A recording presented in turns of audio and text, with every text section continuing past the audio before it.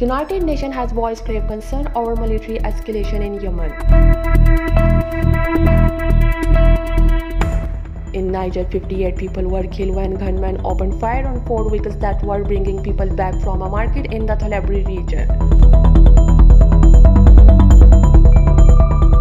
In the United States, at least 8 people have been killed and 1 other injured in a series of shootings at 3 spots in the Atlanta state of Georgia.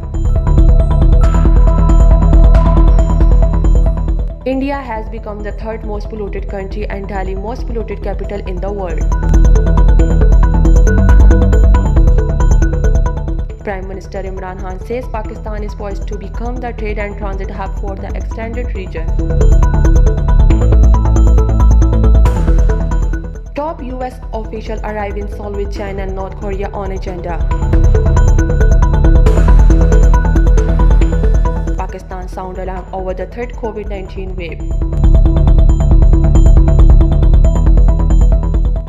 Yemeni army kills 18 Houthi militants in an ambush near Taiz.